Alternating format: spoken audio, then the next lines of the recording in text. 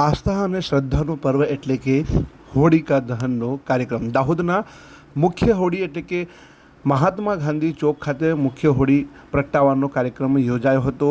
સાંજના 7:15 કલાકે કાર્યક્રમનું આયોજન થયું હતું. ખાસ કરીને જે વિશેષતા છે, અલગ અલગ સમાજના લોકો દર વર્ષે અહીં હોળિકા દહન કરતા હોય છે ને ત્યારબાદ આસપાસના તમામ જે વિસ્તારો એટલે કે ગોવિંદનગર, પડાવ, હનુમાન બજાર, એમજી રોડ સહિત તમામ વિસ્તારમાં કે જ્યાં હોળી પ્રગટાવવામાં આવતી હોય છે, લોકો અહીં આવતા હોય છે અને અહીંથી હોળી પ્રગટાવી અને ત્યારબાદ પોતાની હોળી છે ત્યાં પ્રગટાવતા હોય છે.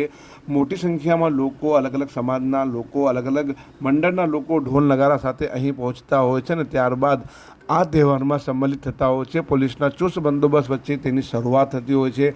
હોળિકા દહન બાદ ઉપસ્થિત તમામ લોકો, મહિલા, પુરુષ, બાળકો, યુવાનો, વૃદ્ધો તમામ લોકો હોળિકા દહનની પરિક્રમા કરતા હોય છે અને ત્યારબાદ એકબીજાને વિવિધ કલરોથી હોળી પર્વની શુભકામનાઓ પાઠવતા નજરે પડતા હોય છે. ખાસ કરીને ઢોલ નગારા સાથે તમામ જે સમાજના મંડળના લોકો અહીં ઉપસ્થિત રહે છે અને આ કાર્યક્રમમાં લોકો શ્રદ્ધાભેર ઉજવણી કરતા હોય છે. દાહોદમાં દર વર્ષે અહીં આ જ રીતે ધામધૂમથી અને ભાઈચારા સાથે કાર્યક્રમનું આયોજન થતું હોય છે. આ વર્ષે પણ ધામધૂમથી કાર્યક્રમનું આયોજન થયું હતું. મોટી સંખ્યામાં લોકો આ કાર્યક્રમમાં ઉપસ્થિત રહ્યા હતા.